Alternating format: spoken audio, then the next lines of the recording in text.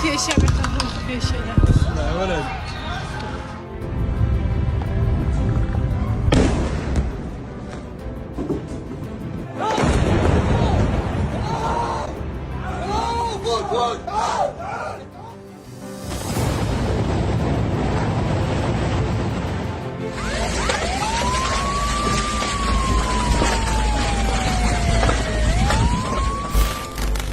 Perang tidak diumumkan dengan kata-kata, hanya dentuman ledakan yang terdengar dari jauh dan tubuh-tubuh yang tak sempat melarikan diri. Di balik segala percakapan diplomatik, Iran dan Israel sebenarnya sudah lama berada dalam jalur konfrontasi. Konflik ini bukan lagi soal persiapan menuju perang, melainkan sudah terjalin dengan kekuatan yang saling berhadapan.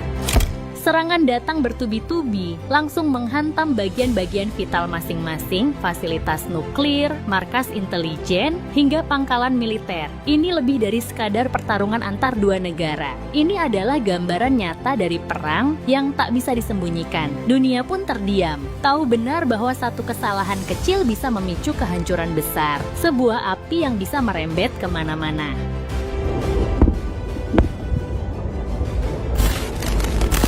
Ketika dua negara mulai saling menghancurkan, dunia tidak bisa hanya berdiri diam.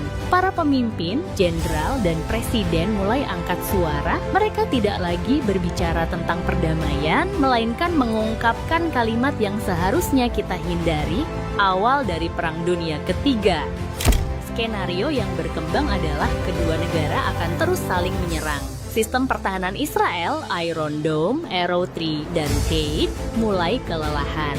Serangan yang datang bertubi-tubi menekan sensor dan menurunkan tingkat intersepsi. Persediaan peluncur bisa habis, dan ketika itu terjadi, rudal-rudal besar Iran seperti Emad bisa masuk tanpa perlawanan. Iran mulai mengarahkannya ke wilayah perkotaan. Alasannya sederhana, mereka mengklaim bahwa Israel lebih dulu menyerang warga sipil, sehingga pembalasan mereka tidak lagi terbatas pada medan perang. Namun, jika drone dan senjata strategis Iran dihancurkan, mereka akan terpaksa membuka celah di penjagaan pangkalan, memberi kesempatan bagi Israel untuk menyerang lebih dalam. Jika kondisi ini terus berkembang, maka tinggal menunggu waktu sebelum Amerika Serikat ikut turun tangan. Dunia kini berdiri di tepi jurang. Satu langkah yang salah bisa memicu api yang tak akan bisa dipadamkan.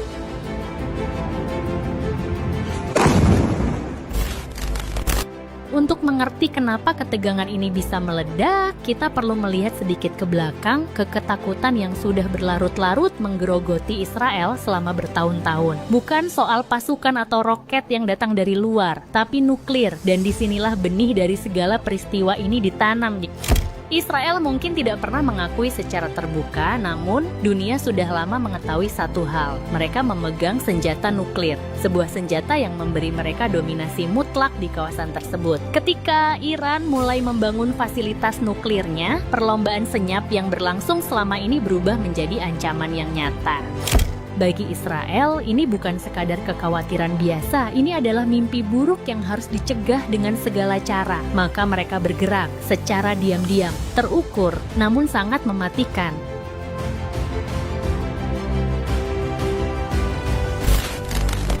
Banyak yang menganggap serangan ini datang tiba-tiba, tanpa peringatan, brutal, dan mengejutkan. Tapi dalam dunia intelijen, tak ada yang benar-benar mendadak. Bertahun-tahun sebelum rudal roket diluncurkan dan sirine-sirine meraung, Mossad sudah bergerak tanpa suara, tanpa jejak. Di jantung Iran, mereka diam-diam membangun fasilitas drone rahasia. Tempat tersembunyi, sistem yang tak terdengar, dan pilot bayangan yang terlatih. Fasilitas ini bukan sekadar untuk memata-matai, tapi untuk menyerang langsung.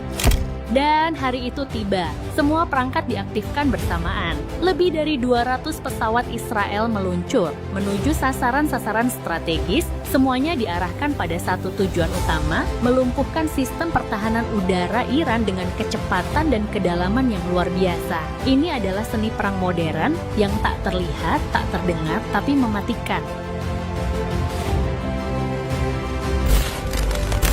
Ketika Israel melancarkan serangannya, ini bukan sekadar operasi militer biasa. Ini adalah peta kehancuran yang dirancang dengan sangat presisi. Wilayah barat laut Iran menjadi titik serangan pertama. Langit di sana seketika berubah menjadi medan perang. Komandan militer jadi incaran, situs-situs nuklir diserang serentak. Rudal permukaan ke permukaan berhasil dimusnahkan sebelum sempat diluncurkan. Namun, di balik ledakan itu ada sesuatu yang lebih dalam dari sekadar peperangan teknologi. Sasaran serangan ini bukan hanya tank dan radar, tapi juga otak di balik program nuklir Iran, ilmuwan-ilmuwan yang bekerja untuk IRGC. Mereka yang selama ini bersembunyi di balik pintu baja, kini menjadi target. Beberapa bahkan tewas di tengah riset mereka. Laboratorium yang selama ini sunyi, kini hanya menyisakan abu. Serangan ini tidak berhenti di sana.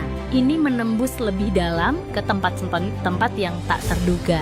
Stasiun televisi Iran turut terdampak. 3 karyawan tewas dalam kekacauan tersebut, sementara seorang presenter hampir menjadi korban. Kamera masih menyala, mikrofon masih merekam, namun dunia seakan membisu menyaksikan.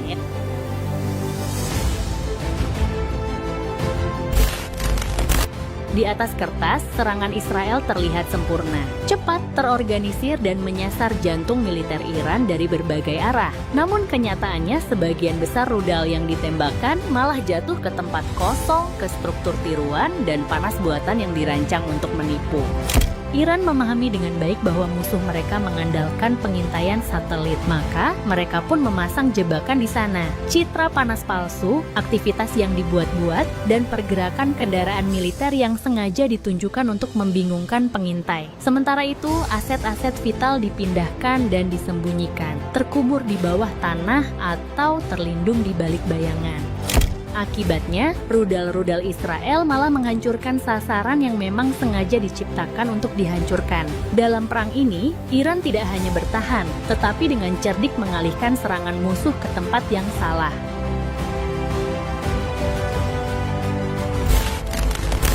Iran tak lagi menunggu. Mereka membalas, beruntun, dan bertubi-tubi. Operasi itu diberi nama Janji Sejati A, sebuah pesan terselubung yang menegaskan bahwa serangan mereka bukanlah reaksi emosional, tetapi sebuah janji yang kini telah ditepati. Target utama mereka adalah Kiryat, sebuah kompleks yang sering disebut sebagai Pentagonnya Israel. Kiryat bukan sekadar gedung biasa, ia adalah pusat otak, saraf, dan nadi dari seluruh operasi militer Israel. Namun, Iran tak berhenti di sana. Serangan juga diluncurkan ke Tel Aviv dan Haifa, dan bahkan gedung konsulat Amerika Serikat turut rusak. Pesan politiknya jelas, tidak ada sekutu yang benar-benar aman. Haifa, yang dikenal sebagai pusat pelabuhan militer utama Israel, menjadi sasaran berikutnya. Di sini terdapat gudang amunisi, instalasi rudal, dan jalur suplai logistik yang krusial. Menghantam Haifa berarti mengguncang jantung pasokan militer Israel dari dalam.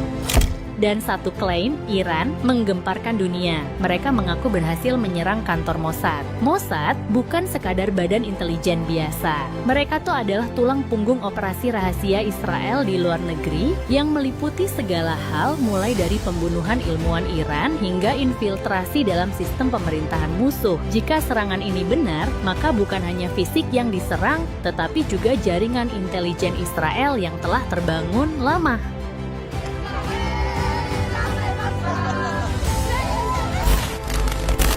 Namun, yang paling menarik adalah kenyataan bahwa selama bertahun-tahun, Iron Dome dianggap sebagai perisai langit yang tak tertembus. Sistem pertahanan tercanggih yang dimiliki Israel mampu mencegat roket dan rudal sebelum menyentuh tanah. Namun kali ini Israel tidak hanya diserang, tetapi juga dibuat kewalahan. Iran tidak hanya mengandalkan satu jenis senjata dalam serangannya. Mereka menciptakan badai bertingkat. 100 lebih drone Shahid dilepaskan pertama kali untuk mengganggu radar, menarik perhatian dan memberikan tekanan terus-menerus tanpa henti. Setelah itu, rudal balistik model lama diluncurkan, bukan untuk menghancurkan, melainkan untuk membanjiri sistem pertahanan Israel, membuat Iron Dome sibuk memilih mana yang harus dijatuhkan dan mana yang bisa dilewatkan. Dan ketika baterai Iron Dome mulai kelelahan, rudal hipersonik Fatah meluncur. Cepat, presisi, sulit dideteksi, dan bahkan lebih sulit untuk dihentikan. Serangan berlapis ini bukan hanya kuat, tetapi juga cerdas. Semua dirancang dengan tujuan yang sangat jelas, membuat Iron Dome kehabisan napas. Hasilnya sangat mengejutkan, tingkat intersepsi menurun drastis dari 90% menjadi hanya sekitar 10 hingga 15%. Dalam beberapa malam, teknologi kebanggaan Israel terbukti tidak kebal. Karena dalam peperangan modern, bukan hanya senjata yang menentukan, tetapi juga strategi dan cara menyerang yang diterapkan.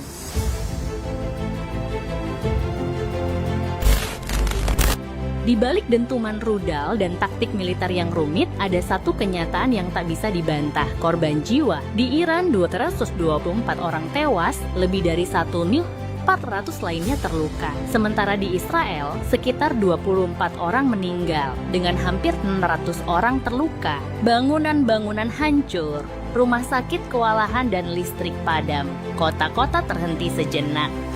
Warga terpaksa mengungsi, tapi yang lebih menghancurkan dari sekadar infrastruktur adalah hilangnya rasa aman. Kini, baik Iran maupun Israel menyadari satu hal, mereka bisa diserang kapan saja, dan meskipun bisa bertahan, semuanya tak akan pernah sama lagi.